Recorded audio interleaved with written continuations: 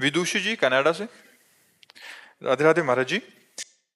महाराज जी आपके चरणों में कोटि कोटि नमन। महाराज जी जब से आपके श्रीमुख से राधा नाम की महिमा सुनी है, निरंतर नाम जप करने का अभ्यास कर रहे हैं और सभी सत्कर्मों को प्रभु को समर्पित करना भी शुरू कर दिया है, तो आपकी कृपा से हृदय में आनंद की अनुभूति तो होने लगी है, परंतु गुरुदेव भगवान के प्रकट साक्षात्कार के लिए क्या निरंतर नाम जप ही करते रहें या गुरु मंत्र लें प्रभु के साक्षात्कार के लिए? अब जैसा आगे होना होगा भगवान आपको खुद प्रेरित कर देंगे। अभी आप जैसे चल रहे हैं वैसे चलते रहिए। भगवान को प्रेरित करना होगा ना तो आपके अंदर विकलता हो जाएगी कि मुझे सद्गुरु मिले, मुझे मंत्र मिले, मुझे उपासना मिले। अभी जैसे चल रहे हो आप वैसे चलते रहिए। गुरुदेव शाम सदाशिव से शुरू हुआ था ये सफर और राधा नाम ने अपने आप ही, हाँ, भगवान शिव की कृपा से ही यात्रा राधा रानी तक पहुंचती है। अपने जीवन की भी यात्रा शिव से ही प्रारंभ हुई और शिव में ही है, और वो राधा रानी में जो पूरा भाव आया वो शिव कृपा से ही आया। कुणाल सेन जी उज्जैन से। राधे राधे महाराज जी। राधे राधे महाराज जी। महाराज जी मेरे मन में स्वतः ही आपका चिंतन चलता रहता है, मैं मन से आपसे बात करता रहता हूँ, प्रश्न पूछता हूँ, आपको देखकर खुश होता हूँ, आपके विरह में रोता हूँ, जब हंसते हो तो बहुत अच्छा लगता है। महाराज जी आपका प्रश्न है कि मुझे कोई अन्य साधना नहीं आती, ना ही मेरे मन में कुछ बहुत अच्छा पाने की लालसा है। मुझे तो भगवत प्राप्ति के बारे में भी जानकारी नहीं थी, आपको जानने से पहले इस जीव को बहुत गलत आचरण किए। महाराज जी मैं निरंतर नाम जप करने का प्रयास करता हूँ, मुझे सिर्फ आप चाहिए, क्या मुझे नाम जप से आपकी प्राप्ति हो सकती है? भाई हम तो ऐसे ही प्राप्त है, नाम जप की क्या जरूरत। नाम जप से तो हमारे आराध्य देव की प्राप्ति होगी। हम तो ऐसे ही आपके हित मित्र हैं, सबके मित्र हैं। चराचर जगत में हम सबके मित्र हैं, सबके सेवक हैं। हमारे स्वामी की प्राप्ति की याचना करो, हमारे प्रभु की प्राप्ति की याचना करो, और हमारा स्वरूप वही है। ये जो पार्थिव स्वरूप है ये नाशवान है, ये आज है कल नहीं रहेगा, लेकिन जो हमारा स्वरूप है वो हमारे जो इष्ट का स्वरूप है वही हमारा स्वरूप है। जो प्रिया प्रीतम है वही हमारा स्वरूप है, वही हमारी आत्मा है, वही हमारे प्राण है। तो अगर वास्तविक हमसे मिलना है तो प्रिया प्रीतम से मिलना है, प्रिया प्रीतम से मिलना ही हमसे मिलना है। समझ पा रहे हैं आप? इसलिए खूब नाम जप करो और प्रिया प्रीतम की प्राप्ति की चाह करो, तो वहीं हम सेवा में मिलेंगे आपको। ये शरीर तो आज है कल नहीं रहेगा, ये तो नाशवान शरीर है। महाराज जी मैं राधा रानी का भी नाम लेता हूँ तो आपका स्मरण होता है। हाँ तो बढ़िया है, अगर संत का ध्यान या गुरु का ध्यान आवे तो शास्त्र सम्मत है। ध्यान मूलम गुरु मूर्ति, पूजा मूलम गुरु पदम, मंत्र मूलम गुरु वाक्यम, मोक्ष मूलम गुरु कृपा। इसमें कोई निषेधात्मक बात नहीं है, ये सकारात्मक बात है। आप इसे जरूर करते रहिए। महाराज जी आपने बोला प्रिया प्रीतम से मिलना ही हमारा मिलना है, तो आपसे मिलना प्रिया प्रीतम से मिलने के लिए ही होगा। हमसे वही मिलेगा जो वास्तविक मिलना कहा जाता है। ऐसे बैठना और चले जाना बात अलग है। जैसे वो बच्चा कहता है हर समय आप हमारे ध्यान में रहते हो, तो हाँ मतलब यह मिलने का संकेत है कि विशुद्ध कृपा भगवान की है। अब भा भरोस हनुमंता, बिनु हरि कृपा मिले नहीं संता। अगर संत चिंतन चल रहा है तो जो हमारे अंदर चल रहा है वही उसके अंदर चलने लगेगा, ऑटोमेटिक चलने लगेगा। क्योंकि हाँ बिना साधन के, क्योंकि वो ध्यान कर रहा है ना हमारा, तो जो हमारे ध्यान का विषय उसके हृदय में आ जाएगा। ये बहुत बड़ी बात है। किसी संत का निरंतर ध्यान रहना, उसका चिंतन रहना, मतलब उसके हृदय का पूरा सिस्टम अपने हृदय में जागृत कर लेना है। ये तो कोई कर ही नहीं पाता ना। संत के प्रति इतनी बढ़िया भाववृत्ति कहाँ बन पाती है कि हमारा समय किसी संत सदगुरुदेव के चिंतन में रहे कि हमारे इष्ट तो यही हैं, गुरुर् ब्रह्मा गुरुर् विष्णु गुरुर्देव महेश्वरा, गुरु साक्षात परब्रह्म तस्मै श्री गुरुवे नमः। मैं अपने परब्रह्म का चिंतन करता हूँ, मुझे किसी और परब्रह्म की जरूरत नहीं। ये जो दिखाई दे रहे हैं यही हमें प्राप्त हो जाए, तो उसको जो उनके अंदर चल रहा है वो उसके अंदर चलने लगेगा। गुरुदेव निकुंज में भी आप हम इस तरह से नहीं मिल सकते। निकुंज का दूसरा स्वरूप है, हम पार्थिव परिचय वाले नहीं रहेंगे। महाराज जी फिर वहां पर आप हमको कैसे और हम आपको कैसे? जब हमारे स्वरूप को प्राप्त हो जाओगे तो हम आप दो नहीं रहेंगे, एक हो जाएंगे। वहां दो का प्रवेश नहीं। प्रेम गली अति सांकरी तामे दो न समाए, दो का प्रवेश नहीं है, एक का प्रवेश है। आप गुरु स्वरूप हो जाएंगे। जैसे भृंगी कीड़ा दूसरे कीड़े को लाकर अपने छेद में बंद करता है और फिर उसे अपना चिंतन कराता है, तो बिना शरीर त्यागे वो भृंगी बन जाता है। ऐसे ही संत आप शरीर चाहें सब कीन्हा, जो संत का आश्रय ले लिया मन वचन कर्म से वो वही बन गया जो वो थे। और तो जब निकुंज में प्रवेश होगा तो हम तुम एक ही होंगे, दो नहीं होंगे। हमारा तुम्हारा स्वरूप एक होगा, हमारा तुम्हारा मन एक होगा, हमारा तुम्हारा चिंतन एक होगा। समझ पा रहे जी? वहां मैं और तू नहीं है, एक है। सवाल हल होगा एक आने पर, चाहे भक्ति से हल करो चाहे ज्ञान से हल करो। ज्ञान में एको ब्रह्म द्वितीयो नास्ति, और भक्ति में ब्रह्म नहीं, माया नहीं, नहीं जीव नहीं काल, अपनी ही सुदिना रहे, एक रहो नंदलाल। एक पे ही सवाल हल होगा। पूरी सृष्टि को एक में ले आओ, सवाल हल हो गया। मोक्ष को प्राप्त हो गए या प्रेम को प्राप्त हो गए। निखिल कुमार जी राधा राधा महाराज। हरियाणा से। राधे राधे महाराज जी। महाराज जी, मैं पिछले 1.5 वर्ष से YouTube के माध्यम से आपसे जुड़ा हूँ, आपकी आज्ञा में रहकर नाम जप का प्रयास भी कर रहा हूँ। महाराज जी, YouTube वीडियो में देखा कि जब साक्षात्कारकर्ता ने पूजनीय देवरा बाबा जी से प्रश्न किया कि आपकी अवस्था ईश्वर लीन है, इसका क्या कारण है, कैसे ये संभव हुआ, क्या क्रियाएं आपने कि ये संभव हुआ, तब देवरा बाबा ने उत्तर दिया, अष्टांग योग मानी ईश्वर में योगी और योगी में ईश्वर, बस यही ईश्वर लीन है, बस इतना ही। और क्रिया तो बताया गया है कि महाराज जी 10 मुद्राओं के बारे में बताया कि 10 मुद्राएं हैं। महाराज जी, इनका अर्थ पूछना चाह रहे थे, और आपके द्वारा बताए गए ब्रह्मचर्य के सभी नियमों का ईमानदारी से अनुसरण करना। नाम जप करो, सब योग का अपने आप पूर्ण हो जाएगा। नाम योग ऐसा है, ये कुंडलनी जागृत कर देगा, ये 60 चक्रों का भेदन कर देगा, ये सब कर देगा। नाम जप में लगो। अब ऐसे शरीर नहीं कि अष्टांग योग का पालन कर सके। 3 घंटे सिद्धासन में, 3 घंटे पद्मासन में बैठना, प्राणवायु को सूक्ष्म करना, अब वो सब नहीं रह गया। कलयुगी प्राणी हो। आसन में कभी बैठे हो? आसन जानते हो? किसका प्रश्न है? आसन जानते हो? पद्मासन सिद्धासन सुना, उसके बाद शुरू किया। तो कितने मिनट बैठते हैं? 20-30 मिनट, ज्यादा से ज्यादा एकदम फटने लग जाते हैं पैर। फिर 3 घंटे तब बिना हिले डुले 3 घंटे बैठे, तब आसनों की महिमा जागृत होती है। अभी तो यम नियम, आसन, प्राणायाम, प्रत्याहार, धारणा, ध्यान, समाधि, ये तो अष्टांग योग। भैया नाम जप करो, कलयुग केवल नाम धारा, सुमिर सुमिर नर उतरे पारा। बाबा सिद्ध पुरुष थे अष्टांग योग के। देवराह बाबा अष्टांग योग के सिद्ध पुरुष थे। हम देवराह बाबा न बनना चाहें, हम देवराह बाबा की बात मान लें। तुम एक बात बताएं देवराह बाबा की, देवराह बाबा के श्रीमुख से निकले हुए वाक्य, जैसे 2 लकड़ियों के घर्षण से अग्नि पैदा हो जाती है, ऐसे जबान और राम नाम इसका बार बार घर्षण हो तो दिव्य ज्ञानाग्नि पैदा हो जाएगी। देवराह बाबा के वचन थे कि राम राम राम राम राम राम, तो दिव्य ज्ञानाग्नि पैदा हो, ज्ञान पैदा हो गया और उसी से मोक्ष प्राप्त हो जाता है। नाम जप करो बच्चा, जितना अधिक से अधिक नाम जप करोगे उतने सदगति होगी। कलयुग केवल नाम आधारा, सुमिर सुमिर नर उतरे पारा। महाराज जी, सेवा मार्ग में संग दोष का डर रहता है और भजन मार्ग एकांतिक बहुत कठिन है, तो उसमें क्या? हाँ, सेवा को भगवान में समर्पित करते हुए कंचन कामिनी कीर्ति 3 से बच जाए तो फिर सेवा सिद्ध हो जाएगी, नहीं तो भ्रष्ट हो जाता है। जैसे व्यवहार में सेवाएं होती हैं, तो अब यहाँ भी सेवाएं हैं, तो जैसे ये लोग सेवा में हैं तो इनको इतना कस करके रखे हैं कि ये किसी माता बहन की तरफ गंदी दृष्टि से नहीं हेर सकती, और मतलब कभी व्यवहार में अकुशलता नहीं होगी। वो गुरु कृपा से इतना कस के रहे। अब अगर यही स्वतंत्र हो जाएं तो ये भ्रष्ट हो जाएंगे। तो हमें लगता है व्यवहार में यदि हम बच सकते हैं तो अपने ऊपर कुछ कड़े शासन मतलब रखना चाहिए कि जैसे किसी माता बहन से बात करनी है तो किसी को बीच में डाल के, कंचन, कामिनी और कीर्ति, इन तीनों से हमको बचना है। कोई प्रणाम कर रहा है तो साधु वेश को प्रणाम कर रहा है, साधु वेश गुरु जी का है, आचार्य का, हमारा थोड़ी है, तो वो प्रणाम गुरु और आचार्य को गया। और जो रुपया आता है वो संत सेवा भगवान के लिए, मैं नौकर हूँ, स्वामी नहीं हूँ।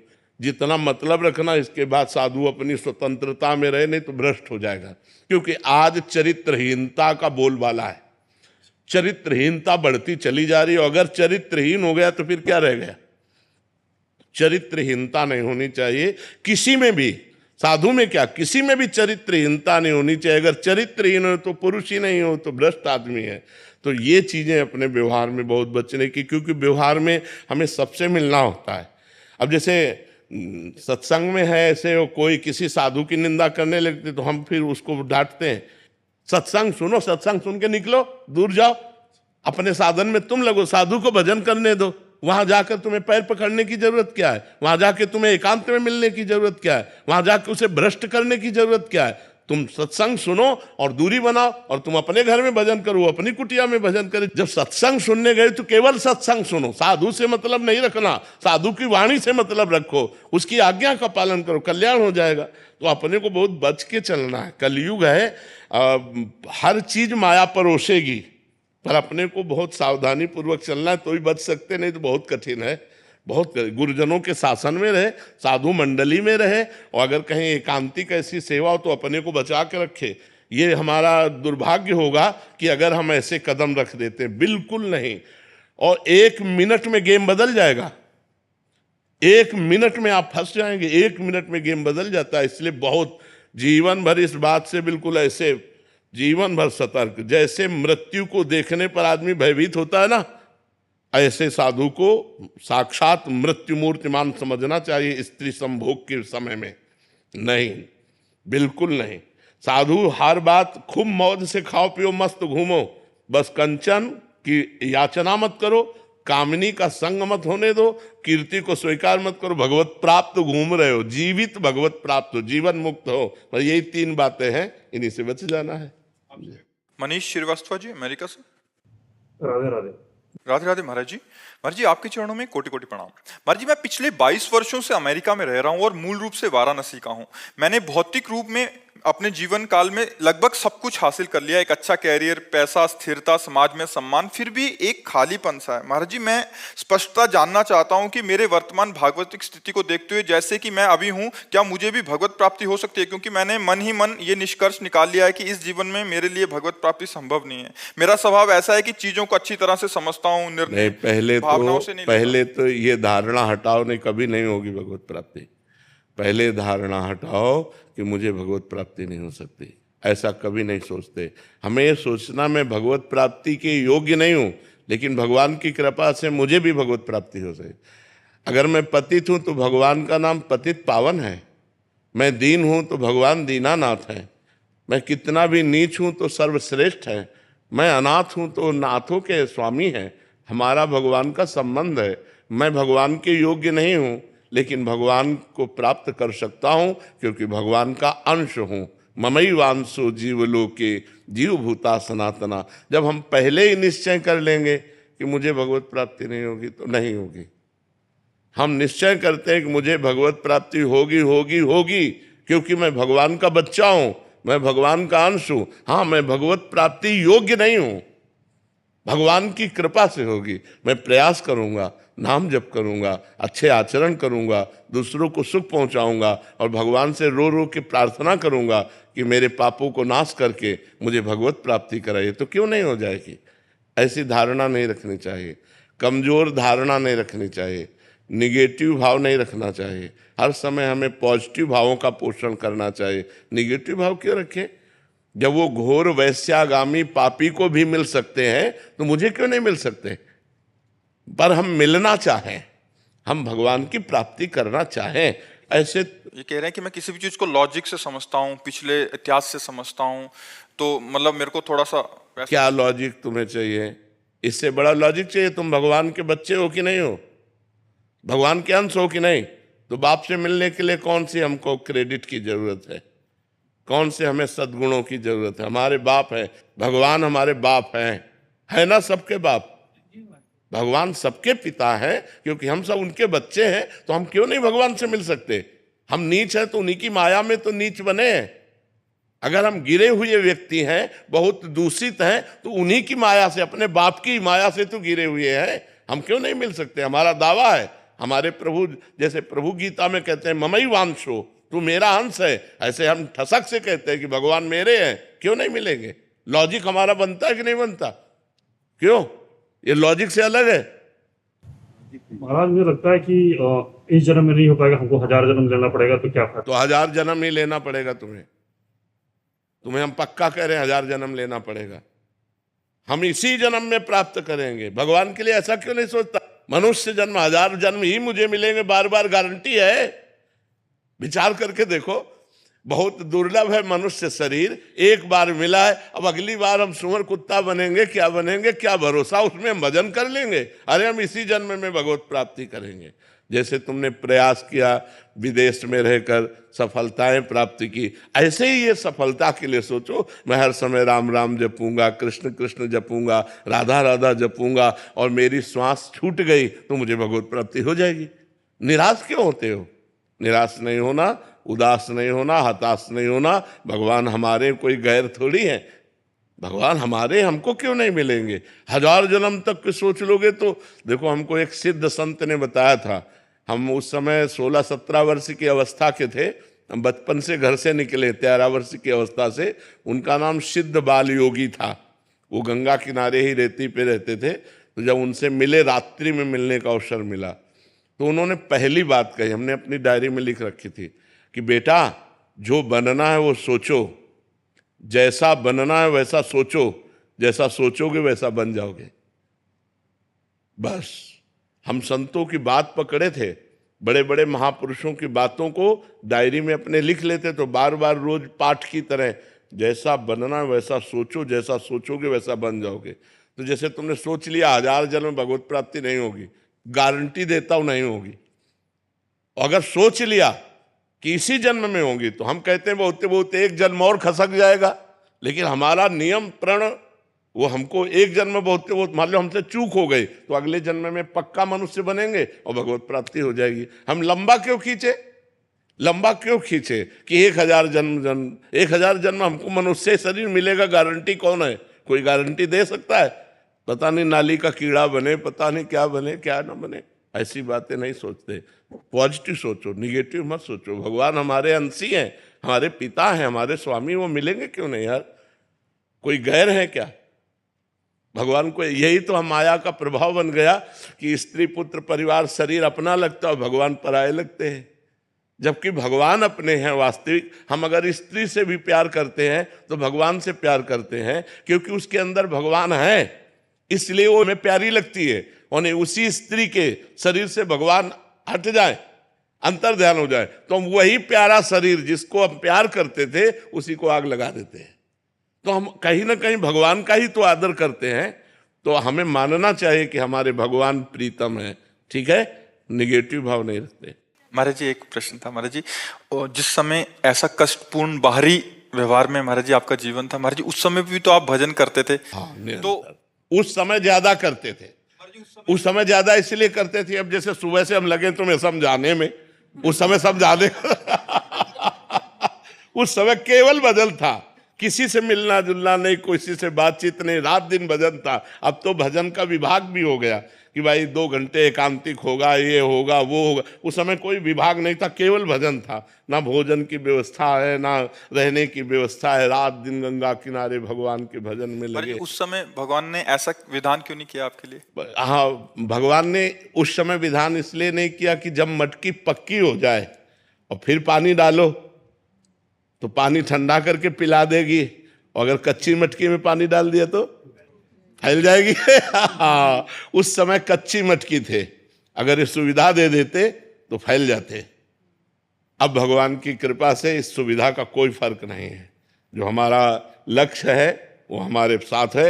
ये माया का जो प्रवाह है वो हमारे चित्त को आकर्षित नहीं कर सकता, क्योंकि इष्ट गुरु कृपा से मटकी पक्की हो गई है।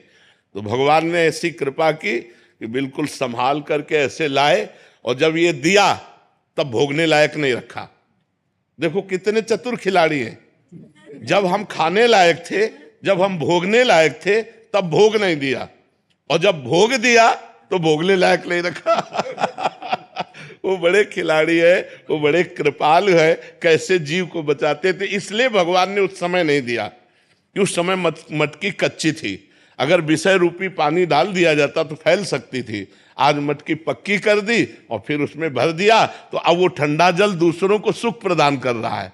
मटकी स्वयं सुरक्षित है और दूसरों की प्यास बुझा रही है। इसलिए ऐसा भगवान ने किया। पर जी आपको लगता नहीं कि अब ठीक होते, स्वस्थ होते तो हम अच्छे से? नहीं, इन इच्छाओं का सबका नाश हो जाता है। भजन का यही फल होता है। जब आनंद मिलता है, भगवदानंद, तो ये सब गंदी बातें, सब संसार के सुख, ये सब अच्छे नहीं लगते, अपने आप अच्छे नहीं लगते। नहीं तो फिर भगवदानंद का मतलब क्या रहा? जैसे भुने हुए चने को कहीं भी बो दो, कभी अंकुरण नहीं हो सकता। ऐसे ऊसर बरसई तृण नहीं जामा, संत हृदय जिम उपज न कामा। वही संत है जिसके हृदय में कोई कामना न उपज, कि आज हम ये खाएं, आज ये देखें, आज ये भोगने, ये सब इच्छाएं नहीं रह गई। बस निरंतर भगवान जैसे चला रहे हैं, सत्कर्म होता रहे, कोई गलती ना हमसे होने पावे, भगवान का विस्मरण ना हो, बस यही एक कामना है कि कभी भगवान को भूलूं नहीं। बिसरी हो ना बिसारी हो, यही दान मोहि देव, श्री हरिवंश के लाडिले मोहि अपनी कर लियो। मैं आपको न भूलूं और प्रभु आप मुझे न भूले, मैं आपका दास हूं। बस इतनी बात है, और कोई इच्छा नहीं रह गई। महाराज जी, जैसे आपने बोला कि कोई गलती ना हो, तो अभी भी थोड़ा भय रहता है कि कोई हाँ, गलती भय रहता है, अब भी भय रहता है, ये तो मरने तक रहेगा। एक वैश्या थी, तो एक संत भिक्षा मांग के निकलते थे, तो उसने मनोरंजन में कहा कि बाबा तुम्हारी दाढ़ी पवित्र कि मेरे बकरे की दाढ़ी पवित्र? वो कुछ नहीं बोले। 2 साल बाद जब उस मरण सैया पर लेटे हुए थे, बोले उस वैश्या को बुलाओ।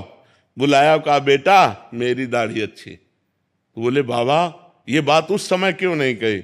बोले इसलिए नहीं कही कि कभी कुछ हो सकता है, आज मैं मरने जा रहा हूं, अब कुछ नहीं हो सकता, इसलिए दाढ़ी मेरी पवित्र है। तो देखो माया बड़ी बलवान है, बड़े बड़े ब्रह्म ऋषियों को भी आकर्षित कर लेती है। हम तो बहुत छोटे जीव हैं, इसलिए हम भगवान के सहारे हैं। भय यही रहता है कि भगवान को भूल ना जाऊं, कहीं कोई गलती ना हो जाए। ऐसा मेरे जीवन भर भय बना रहेगा, जब तक शरीर रहेगा तब तक ये भय बना रहेगा कि मेरे से कोई गलती ना हो जाए। और भगवान निरंतर भजन चलता रहे, कहीं भगवान को भूल कर माया में न फंस जाऊं, ये डर बना रहता है। ये डर है कि कहीं भगवान को भूल न जाऊं, कहीं माया में ऐसा कोई आकर्षण ना हो जाए जो भगवान का चिंतन छोड़कर माया का चिंतन होने लगे। क्योंकि शिव विरंचिका मोहई, माया कैसी है? शिव विरंचिका मोहई को है बपुरान, अस जिय जान भजी मायापति भगवान। ऐसी भगवान की माया की बड़े बड़े ईश्वर कोटि के लोगों को भी मोहित कर ले, तो अपने क्षुद्र जीव हैं, अपने मोहित हो जाए तो कौन सी बड़ी बात है। बड़े बड़े ब्रह्म ऋषियों को नचनी नाच नचा दिया, जो माया सब जगह ही नचावा, जासु चरित लख काहू न पावा। तो उस माया के आगे हम ताल ठोक दे, ऐसी बात नहीं। हमको डरना पड़ेगा कि भगवान आपकी कृपा से आपकी माया कभी हमको आकर्षित न करे और हम आपके भजन करते हुए शरीर पूरा हो जाए, ये डर रहता है कि कहीं वृंदावन न छूट जाए। अब कहते वृंदावन कैसे छूट जाए? मान लो ऐसी कोई भयंकर पीड़ा हुई, बोले चलो बंबई ले चलो, यहाँ तो अस्पताल है नहीं। हे भगवान कभी हमको धाम न छूटे, नाम न छूटे, कहीं कोई ऐसी परिस्थिति ना, मान लो शरीर में इतना दर्द शुरू हो जाए कि नाम ही छूट जाए। तो नाम न छूटे, धाम न छूटे, कोई गलती न हो, ये बातें बनी रहती मन में।